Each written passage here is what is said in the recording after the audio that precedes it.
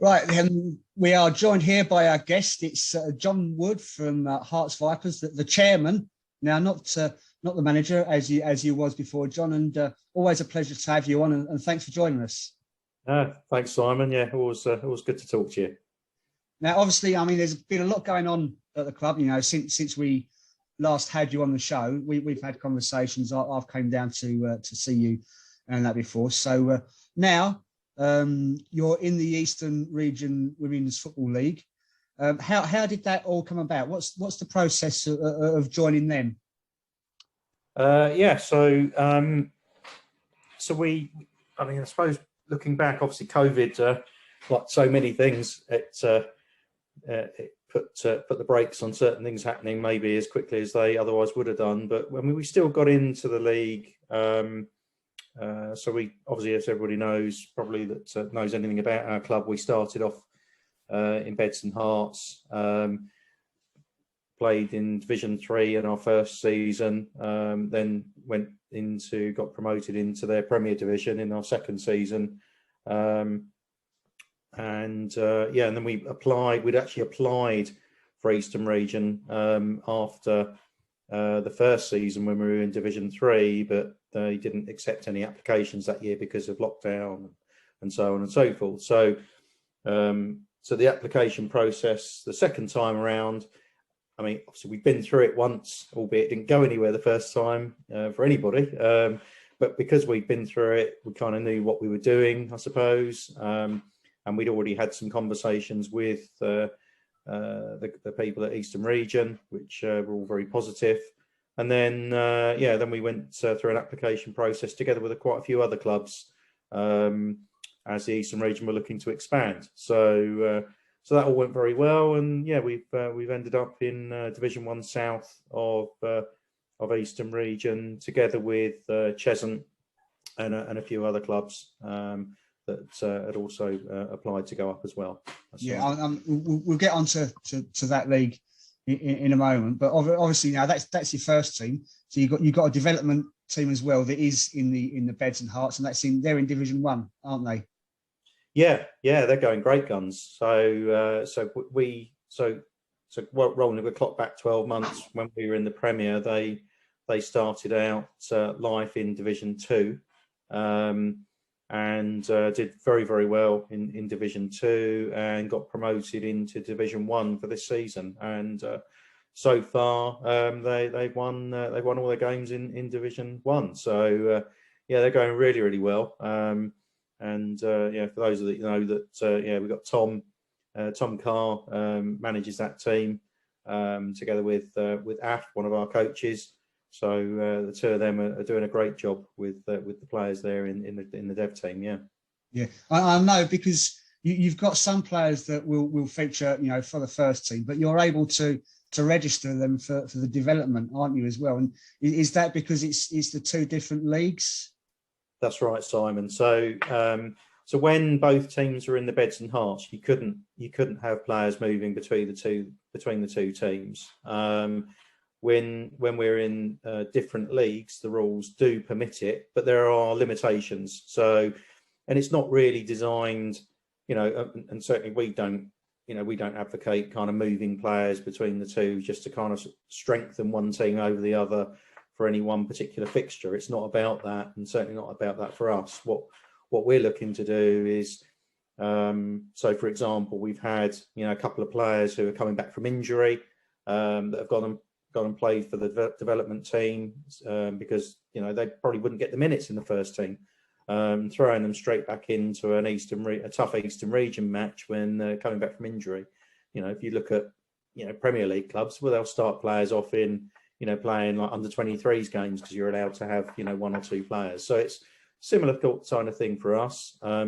Likewise, for those players in the development that are doing really, really well and kind of knocking on the door, then it's an opportunity for them to go and test themselves, perhaps at a slightly tougher level. So it works well both ways, but there are limits on how many games they can play before they have to end up kind of being locked into one or the other, as it were.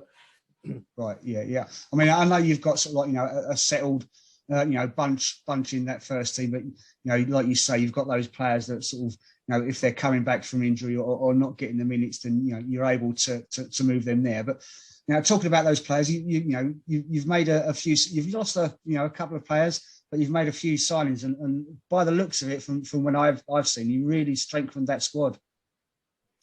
Yeah. So obviously, yes. I mean, we lost Nikki, who obviously very well, yeah, which we've spoken about before. But Nikki was just a prolific striker, and London Bees came knocking. Sadly for us, quite late in the sort of pre-season period, if you like. But nonetheless, we'd always had if you like, an agreement with Nikki that if a club came in at the right level, then we'd obviously help her as much as we could to make that change if it was something she was interested in. And B certainly was a good opportunity for Nick to go and test herself at that level at National League. So we were certainly not going to put her off or stand in the way in any way. So she went there with our blessing, and she's got off to a good start there. Likewise, Kelsey Gibson, who signed for us just over a year ago. So she also went over to Bees. So it's be interesting to see kind of how they both do. But yeah, so that was the players kind of that left. We had a few others that had gone off to university. Predominantly, so like Rosie was quite a sort of a mainstay of our midfield. She's gone off to uni now. She's studying up at Nottingham, and then we also lost from our development. We lost our dev captain, so Beth D, who'd been playing for me for many years, but she's gone on to MK Dons. So we're really excited for her and for that opportunity, because Beth is a really, really good player. Unfortunately for her, she had huge competition from the likes of Gibbo and various other players for the position that she played in. So she went in, captained the Dev last season, did a fantastic job, and we wish her all the very best up at MK Dons. So we'll be keen to see how she does. Players coming in, we've made some really good signings. So obviously Clubby Clay, that you know about, who joined us from Watson, and another player from Watson joined us as well. So we've got a midfielder there. So that's Tegan Burling. So Tegan's just settling into the squad at the moment. She picked up a bit of a knock, sadly, on Sunday, so which might put her out for a couple of weeks. We're waiting to see what the results are on a scan that she's having there. Hopefully it's not too serious. But then we've signed some other really good players as well. So Georgina Royal, who just won your goal of the month. Yes. Really strong midfielder with phenomenal technique. Really, really good player. We're really excited to have her in the squad. Plus a few others as well. So how I'd sum it up is, we've gone from having, a really solid squad with maybe, one really prolific striker to actually it's a bit more even now. We've added strength in one or two other positions, and it's there's perhaps a bit slightly better balance to our team now than maybe than we've had in previous seasons. So yeah, we're very happy with how things are. Obviously, we've got a new coaching team as well, so huge changes for us over the summer. But so far so good. Yeah, I mean, I'll get onto that coaching team in a second, but firstly, speaking for those players that you said have left, that's a real feather in the cap for you as well, isn't it? And obviously, I mean, we've always mentioned our Shane Payne girl, Nikki Janksey, but it's developing players that gets you noticed as well, isn't it? Yeah. It's hard because invariably, it's your best players that you're going to lose when you're you know, in the lower tiers. Obviously, we're trying to climb that greasy pole, if you like, and get up a bit higher. And you know, and that takes time. And you know, the reality of it is that, you know, certain players will develop at the same pace as us as a club. Other times, you know, that player's development may, you know, they might want to move faster than we can go. So, you know, it's not easy. It's always, you know, we're always sorry to see people go, of course, but at the same time, it's you know, it's the reality of being in the lower leagues, and you know, you have to take your medicine, I guess, and you know, eventually, you know, yeah, it attracts other players to come in, because if players can see, you know, players that are other clubs can see that actually we're giving them a platform to get noticed, then that's good for us. So you know, you have to take these things in perspective and understand where it goes. Yeah, and so I mean, let's talk about that management team. So, you know, you've sort of like, you know, taken up the you know, chairman role. I know you was before, but you know, stepped away from managing. Gary, obviously, we know he's you know, he's planning on moving away. So you've brought in Leo Green as the manager. Danny Barley, he's there as a coach as well. He's come over from Watson, and Leo seems to have settled in really well. Yeah, we both Dan and Leo have come in, and it's been brilliant. You know, I mean, obviously everyone was really sorry to see Gary go, and you know, it was a bit of a, you know, because Gary and I started the club together, and we ran the team together. We did everything, you know, from sitting down with a blank sheet of paper saying, right, we're going to create our own club. You know, what do we want to do, and how do we want to do it? So then have kind of like, you know, my other half move away. You know, it's like, oh, you know, so you have kind of, you know, do you want to carry on? You have all these thoughts, but you know, who's going to come in and so on. So for us, it was a really big deal as to who we were going to pick to run that team. We made sure that the players were involved in the process as well, and yeah, I mean, it was a big decision for us, but I have to say, you know, so far it's working out very, very well, and you know, the players have really taken to Leo. He's got different style to Gary, but at the same time, the players seem to be responding very, very well to that. And also with Dan coming in, that gives us a bit of extra, you know, technical coaching ability now across the team. So sessions are good, you know, because you've got both Leo and Dan that are there now, that are doing, you know, various different things. You know, we're working out sort of different sort of formations that we've looked at, and how we kind of get the best out of the personnel that we've got in the squad.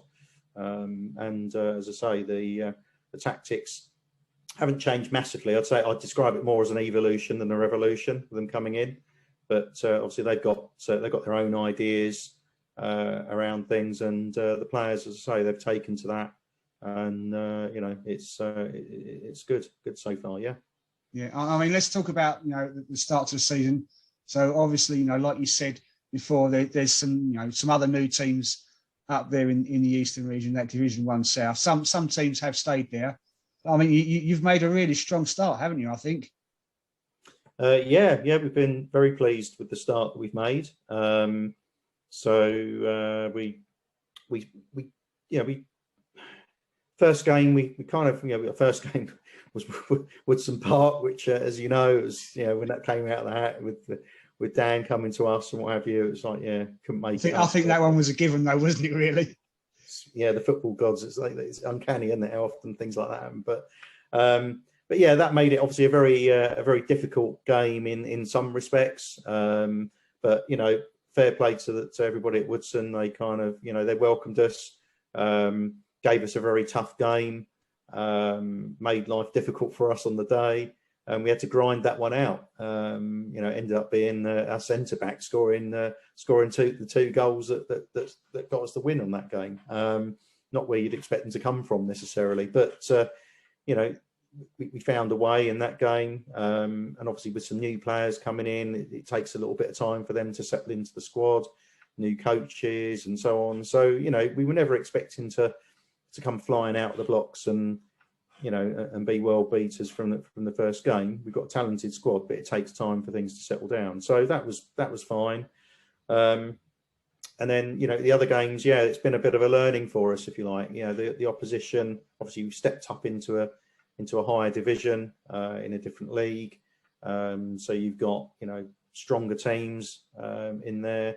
And I would say, I'd describe it because there's plenty of very talented players in the Beds and Hearts. So I'm certainly not disrespecting anybody down there, but I think generally teams have a larger number of talented players in them in the Eastern region. So it's not like 1, 2 or 3 players that you've really got to take care of, you know, in a game to get a result.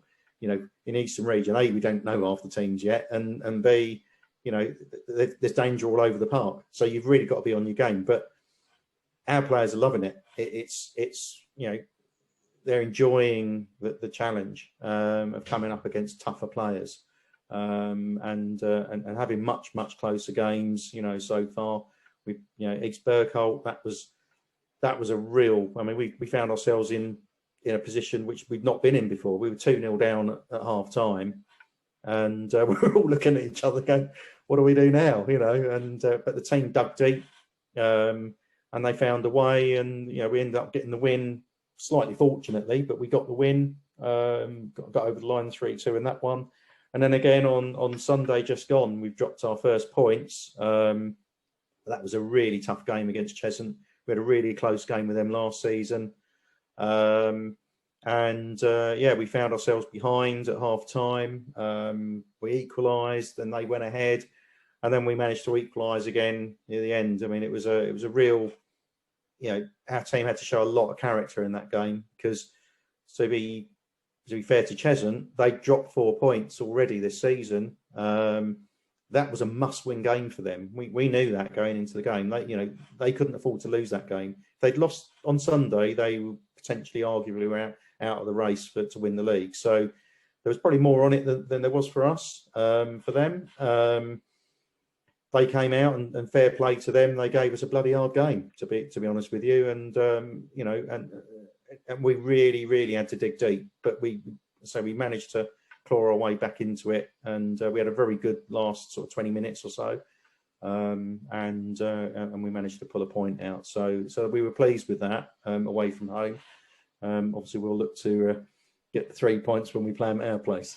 Yeah, I mean, obviously, I'd spoken to you on the Sunday morning about being our guest this week, and you know, I was working Sunday afternoon. I said I was going to be keeping an eye on the results, and you know, between my deliveries, I was, you know, getting to my destination, and you know, having a look, see what the latest was, and you know, you was 1-0 down after you pulled it back. You went 2-1 down. I was like, oh no, and then obviously I see there was that, you know, that late equaliser, and it was, you know, it does sound like it was a really entertaining game, and that Bergholt game you said about, where you won 3-2. If I remember rightly, it was a deflection, wasn't it? A deflected shot that got the winner. It was. I mean, we were, you know, it was obviously harsh on East Bergholt because they'd done really well, and they caught us cold and they hit us, you know, with 2 goals early on. But if I'm really on, you know, from my point of view and from our point of view, that it was probably no less than we deserved, because second half we absolutely pummeled them. You know, it was we'd hit the crossbar a couple of times. I think we hit the post. So you know, the 3-2 scoreline was probably a fair result. If I'm honest, it might sound like, you know, we've nicked it. You know, and in reality, yes, we did, and it was a deflected shot, but it came after sustained pressure for a long period. So I think it was kind of, on balance, it was probably deserved. But yeah, it was tough for the East Bergholt players, that's for sure. But they took it in good spirit, you know, and there was a lot of them were, you know, very, you know, they were good after the game. You know, they were shaking hands and saying, you know, oh, you know, it was a good game. Obviously, they'll try and reverse that when we play them again next time round. But yeah, it was a good game. Yeah, I mean, one final point as well. So obviously you're in the FA Cup again this year. You know, that's the second year that you've been in it, and you know you're already you know through your you know preliminary round stage, and I think the next round is the beginning of October, isn't it? You've got AFC Dunstable, haven't you? That's right. Yeah, yeah. So and they're Premier, they're Eastern Region Premier, aren't they? Eastern Region Premier. That's right. So that, you know, we're expecting a very tough game there. So, you know, division above us. But, you know, that brings with it, you know, the fact that, well, they should be expected to win. They should be the favourites for the game. Takes the pressure off of us a little bit. So we can just go out and play our game.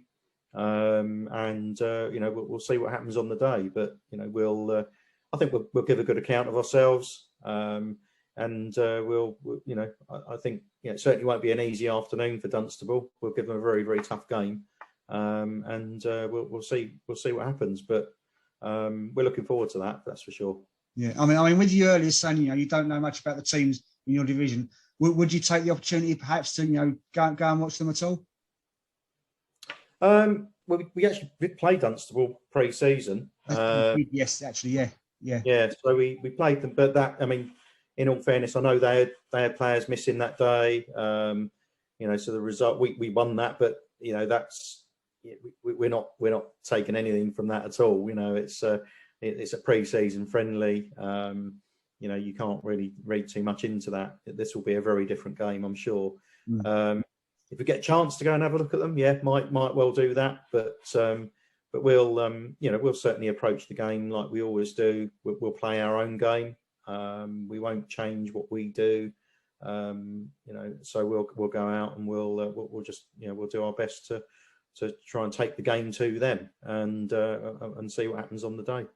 Lovely. Well, so it's yeah, we're on our patch. So yeah, and no, absolutely. Well, John, it's been an absolute pleasure having you on here, and you know, good luck for that FA Cup game. You know, good luck for the rest of the season, and I'm sure we'll catch up before then, and we'll be down to see you. Cheers, Simon. Yeah, it was good to see you guys, and keep up the good work with the show, mate. Lovely.